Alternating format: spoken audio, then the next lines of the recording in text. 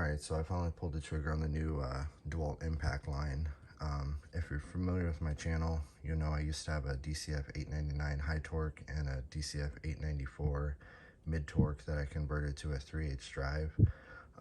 Never really had any issues with the high torque other than when I'd run into some real tight bolts. It just always sounded like it was going to break, just rattling a lot.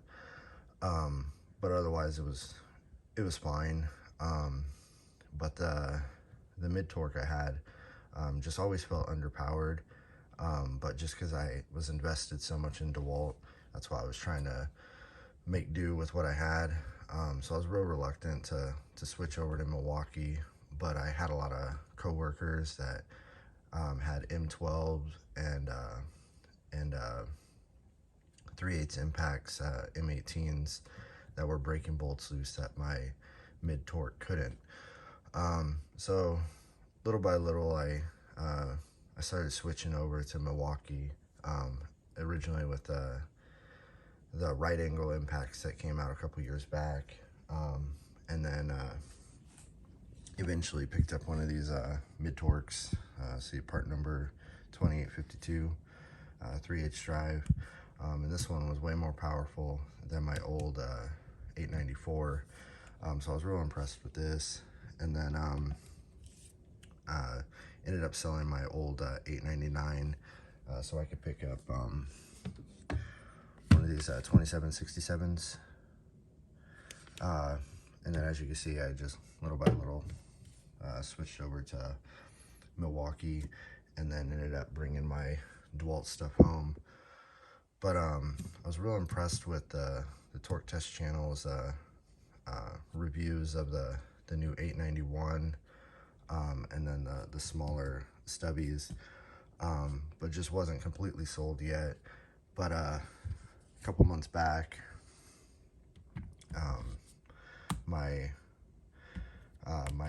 2767 that I have at home, just for like little odd jobs, and then personal cars, when I'd pull the trigger, the light would turn on, but anvil wouldn't spin, motor wouldn't spin. Didn't matter which position the power setting was at. Just couldn't get it to work, and so I ended up sending it in for warranty, and wasn't really sure how that would turn out.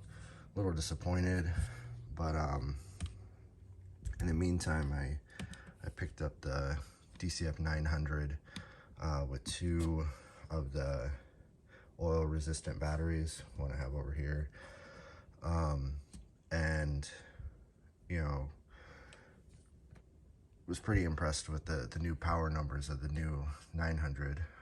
I ended up getting this one back from warranty, so I'm pretty impressed with Milwaukee's turnaround as well as their warranty process. Pretty simple, but then just it kind of, I got bit with the bug, and so I picked up the new 891 mid torque.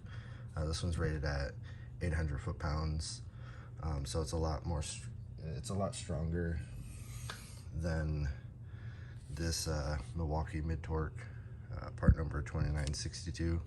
I think this one's rated at 550 or 500 even. And then I also picked up the new DCF 923, but when I originally purchased the 923, the listing had this listed, but they ended up shipping me the 913. Ended up talking to the seller. He was able to, make things right. Ended up giving me a massive discount on this one, so I ended up keeping it, and then sold me the correct DCF 923.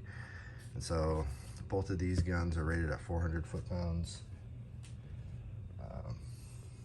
compared to my Milwaukee 2854, which I believe is rated at 250.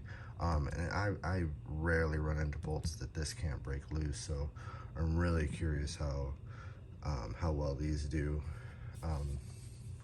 I'd say the only thing that's just slightly disappointing is, as you can see, this has the Made in USA sticker all my other XR impacts from DeWalt were made in USA. However, this one's made in Mexico, and these two are made in China. Doesn't really affect the performance and durability or anything, because as most people know, the Milwaukees are made in China as well.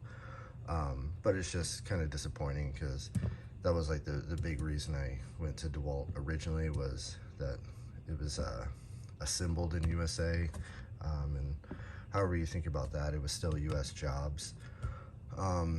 But yeah, I'll definitely do a follow-up on these just to see how they perform.